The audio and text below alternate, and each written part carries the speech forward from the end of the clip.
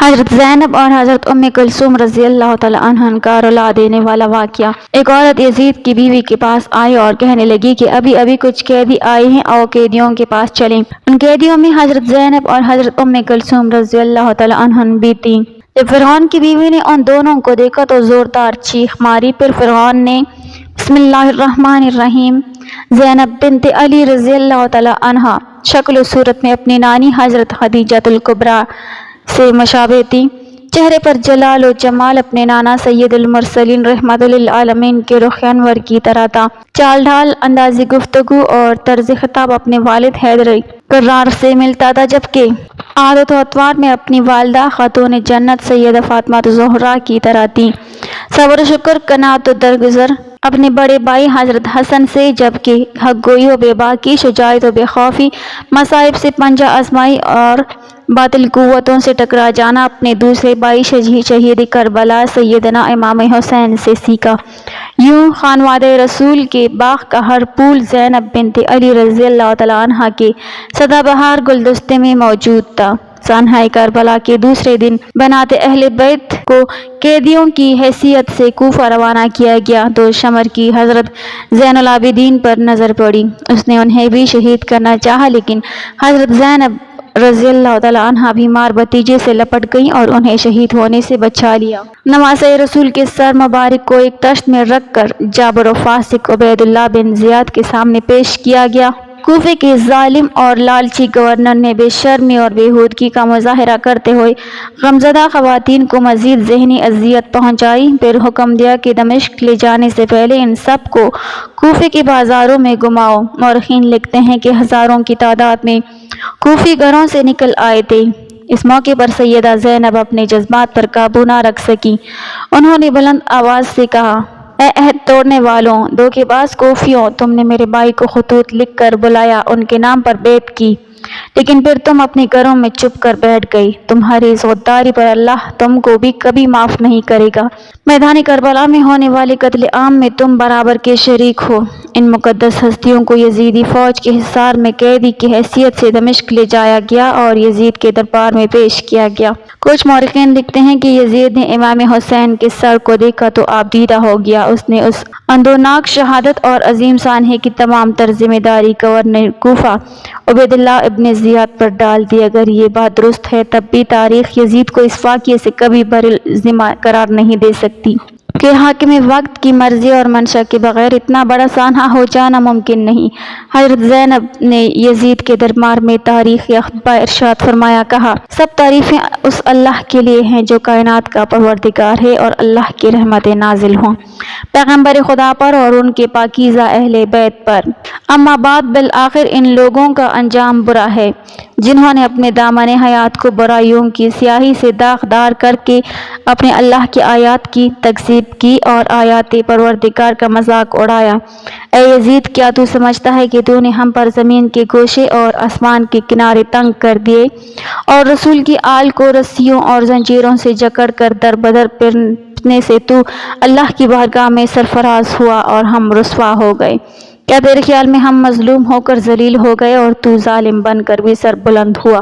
کیا تو سمجھتا ہے کہ ہم پر ظلم کر کے اللہ کی بارگاہ میں تجھے شان و مقام حاصل ہو گیا؟ آج تو اپنی ظاہر فتح کی خوشی میں سرمست ہے، مسرت و شادمانی سے سرشار ہو کر اپنے غالب ہونے پر اترا رہا ہے اور خلافت کے ہمارے مسلمہ حق کو غصب کر کے خوشی و سرور کا جشن منانے میں مشغول ہے۔ اپنی غلط سوچ پر مغرور نہ ہو اور ہوش کے ناخن لے۔ کیا تو نے اللہ کا یہ فرمان بھلا دیا کہ حق کا انکار کرنے والے یہ نہ سمجھے کہ ہم جو انہیں مہلت دیتے ہیں یہ ان کے حق میں بلائی ہے؟ ہم انہیں مہلت اس لیے دیتے ہیں کہ وہ گناہ میں زیادتی کریں اور ان کے لیے خوار کرنے والا عذاب ہے۔ اے تلقا آزاد کردہ غلام کے بیٹے، کیا یہ تیرا انصاف ہے کہ تو اپنی مستورات اور لونڈیوں کو چادر اور چار دیواری کی تحفظ فراہم کر کے پردے میں بٹھا رکھا ہے، جبکہ رسول صلی اللہ علیہ وسلم کی صاحبزادیوں کو برہنہ سر در بدر پھرا رہا ہے؟ یاد رکھ کہ اللہ آل رسول کا تجھ سے انتقام لے کر ان مظلوموں کا حق انہیں دلائے گا اور انہیں امن و سکون کی نعمت سے مالا مال کرے گا۔ اللہ کا فرمان ہے کہ جو لوگ اللہ کی راہ میں مارے گئے انہیں مردہ نہ سمجھو بلکہ وہ زندہ ہیں اور اپنے رب کے ہاں رزق پا رہے ہیں۔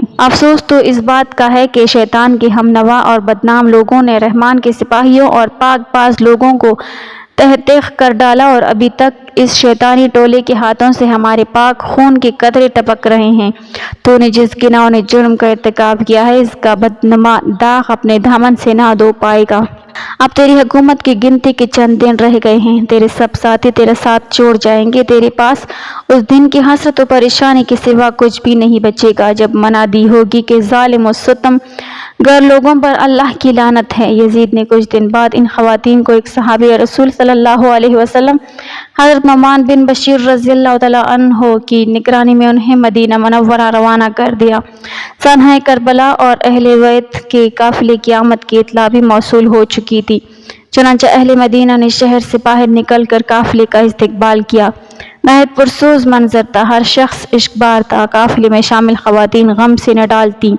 دوسرے دن حضرت زینب رضی اللہ تعالیٰ عنہا نے روضہ مبارک پر حاضری دی اور درود السلام کے بعد سانحے کی روادات پیش کی۔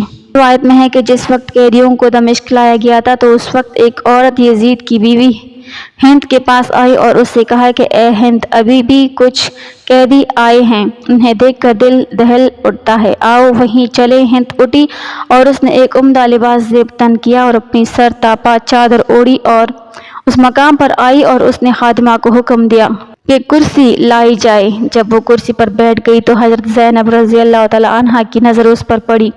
آپ نے غور سے اس کی طرف دیکھا تو اسے پہچان لیا اور اپنی بہن ام کلثوم سے کہا، بہن کیا آپ نے اس عورت کو پہچان لیا ہے؟ ام کلثوم نے جواب دیا کہ نہیں، میں نے اسے نہیں پہچانا۔ حضرت زینب رضی اللہ تعالیٰ عنہ نے فرمایا، یہ ہماری کنیز ہند بنت عبداللہ ہے جو ہمارے گھر میں کام کاج کرتی تھی۔ حضرت زینب رضی اللہ تعالیٰ عنہا کی بات سن کر جناب ام کلثوم نے اپنا سر نیچے کر لیا اور حضرت زینب رضی اللہ تعالیٰ عنہا نے بھی اپنا سر جھکا لیا تاکہ ہند ان کی طرف متوجہ نہ ہو، لیکن ہند ان دونوں کو غور سے دیکھ رہی تھی۔ اس نے آگے بڑھ کر پوچھا، آپ نے آپس میں کیا گفتگو کی کہ جس کے بعد پراسرار طور پر اور خاص انداز میں اپنا سر جھکا لیا؟ کیا کوئی خاص بات ہے؟ حضرت زینب رضی اللہ تعالیٰ عنہا نے کوئی جواب نہ دیا اور خاموش کھڑی رہیں۔ ہند نے پھر پوچھا، اے مستورہ، آپ کس علاقے سے ہیں؟ اب حضرت زینب رضی اللہ تعالیٰ عنہا خاموش نہ رہ سکی اور فرمایا، ہم مدینے کے رہنے والے ہیں۔ ہند نے مدینہ منورہ کا نام سنا تو اپنی کرسی چھوڑ دی اور احترام سے کھڑی ہو گئی اور پوچھنے لگی، بہن کیا آپ مدینے والوں کو جانتی ہیں؟ حضرت زینب رضی اللہ تعالیٰ عنہا نے فرمایا، تم کن مدینے والوں کے بارے میں دریافت کرنا چاہتی ہو؟ ہند نے کہا، میں حضرت علی رضی اللہ تعالیٰ عنہا کی گھرانے کے متعلق پوچھنا چاہتی ہوں۔ حضرت علی رضی اللہ تعالیٰ عنہا کے گھرانے کا نام لے کر ہند کی آنکھوں سے محبت کے آنسو جاری ہو گئے اور خود کہنے لگی، میں اس گھرانے کی خادمہ تھی اور وہاں کام کیا کرتی تھی، مجھے اس گھرانے سے بہت محبت ہے۔ حضرت زینب رضی اللہ تعالیٰ عنہا نے پوچھا، تم اس گھرانے کے کن افراد کو جانتی ہو اور کن کے متعلق دریافت کرنا چاہتی ہو؟ ہند نے کہا، میں حضرت علی رضی اللہ تعالیٰ عنہ کی اولاد کا حال معلوم کرنا چاہتی ہوں، حضرت حسین اور اولاد حسین اور علی کی پاک باز لڑکیوں کا حال معلوم کرنا چاہتی ہوں، خاص طور پر میں اپنی آقازادیوں زینب و ام کلثوم کی خیریت دریافت کرنا چاہتی ہوں، اور اسی طرح فاطمہ زہرا کی دوسری اولاد کے متعلق معلوم کرنا چاہتی ہوں۔ حضرت زینب رضی اللہ تعالیٰ عنہا نے ہند کی بات سن کر اشکبار آنکھوں کے ساتھ جواب دیا، تو نے جو کچھ پوچھا ہے میں تفصیل سے تجھے بتاتی ہوں۔ تو نے علی کے گھر کے متعلق پوچھا ہے تو ہم اس گھر کو خالی چھوڑ کر آئے ہیں۔ تو حسین کے متعلق دریافت کرتی ہے تو یہ دیکھو، تمہارے امام حسین رضی اللہ تعالیٰ عنہ کا سر تمہارے شوہر یزید کے سامنے رکھا ہے۔ تو نے اولاد علی کے متعلق دریافت کیا ہے تو ہم اب الفضل، العباس سمیت سب جوانوں کو کربلا کے تپتے صحرا میں چھوڑ آئے ہیں۔ تو نے اولاد حسین کے متعلق پوچھا ہے تو ان کے سب جوان مارے گئے ہیں، صرف ایک علی ابن حسین باقی ہے جو تیرے سامنے ہے اور بیماری کی وجہ سے ناتواں ہے۔ اور جو تو نے زینب کے متعلق دریافت کیا ہے تو دل پر ہاتھ رکھ کر سن، میں زینب ہوں اور یہ میری بہن ام کلثوم ہے۔ حضرت زینب رضی اللہ تعالیٰ عنہ کا دردناک جواب سن کر ہند کی چیخ نکل گئی اور منہ پیٹ کر کہنے لگی، ہائے یہ کیا ہو گیا، ہمارے امام کا کیا حال کیا ہے، کاش میں اس سے پہلے اندھی ہو جاتی اور فاطمہ کی بیٹیوں کو اس حال میں نہ دیکھتی۔ روتے روتے ہند بے قابو ہو گئی اور ایک پتھر اٹھا کر اپنے سر پر اتنی زور سے مارا کہ اس کا سارا بدن خون ہو گیا اور وہ گریہ وزاری کرتے ہوئے بے ہوش ہو گئی۔ جب ہوش میں آئی تو حضرت زینب رضی اللہ تعالیٰ عنہا اس کی طرف متوجہ ہو کر فرمانے لگی، اے ہند، تم کڑی ہو جاؤ اور اپنے گھر چلی جاؤ، کیونکہ تمہارا شوہر یزید بڑا ظالم شخص ہے، ممکن ہے تمہیں اذیت پہنچائے، ہم اپنی مصیبت کا وقت گزار لیں گے، ہم یہ نہیں چاہتے کہ ہماری وجہ سے تمہارا سکون تباہ ہو جائے۔ ہند نے جواب دیا، باخدا مجھے حضرت حسین رضی اللہ تعالیٰ عنہ سے زیادہ کوئی چیز عزیز نہیں ہے، میری زندگی کا سکون ختم ہو چکا ہے، اب میں اپنی زندگی کے باقی لمحات اسی طرح روتے ہوئے گزاروں گی، اور کہا، اے اہل بیت کی شہزادیوں، میں آپ سے درخواست کرتی ہوں آپ سب میرے گھر آئیں، ورنہ میں بھی آپ کے ساتھ یہیں بیٹھی رہوں گی اور قطعاً اپنے گھر نہیں جاؤں گی۔ یہ کہہ کر ہند کھڑی ہوئی اور اپنی چادر اتار کر یزید کے پاس آ گئی۔ یزید اس وقت بیرون ملک سے آیا تھا۔ ہند نے یزید سے کہا، اے یزید، کیا تو نے حکم دیا ہے کہ امام حسین کا سر نیزے کی نوک پر بلند کیا جائے اور دروازے پر لٹکا دیا جائے؟ نواسۂ رسول کا سر میرے گھر کے دروازے پر۔ یزید نے اپنی زوجہ کو اس حالت میں دیکھا تو فوراً اٹھ کھڑا ہوا اور بڑے دربار میں اسے سر برہنہ دیکھ کر برداشت نہ کر سکا، اسے چادر پہنائی اور کہنے لگا، ہاں، یہ حکم میں نے دیا ہے۔ اب تو نواسۂ رسول پر گریہ و ماتم کرنا چاہتی ہے تو بے شک کر لیں، لیکن حقیقت یہ ہے کہ ابن زیاد نے جلد بازی سے کام لیتے ہوئے حسین کو قتل کر ڈالا ہے۔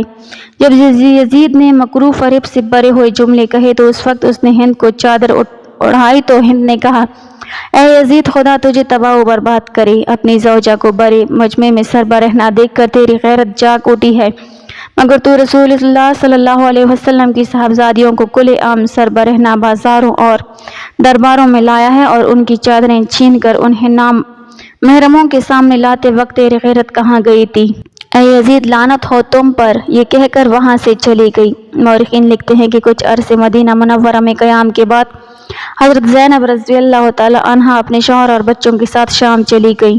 63 ہجری میں دمشق میں ان کا انتقال ہوا۔ دمشق میں حضرت زینب کا شاندار مقبرہ شام کربلا کا امین ہے، جبکہ یزید اور قاتلان کربلا عبرت کا نشان بن چکے ہیں۔ اللہ تعالیٰ ہمیں دین کی مکمل سمجھ نصیب فرمائے اور ہمارا خاتمہ ایمان پر فرمائے، آمین۔ ناظرین، کمنٹ باکس میں اللہ تعالیٰ کے 99 ناموں میں سے ایک نام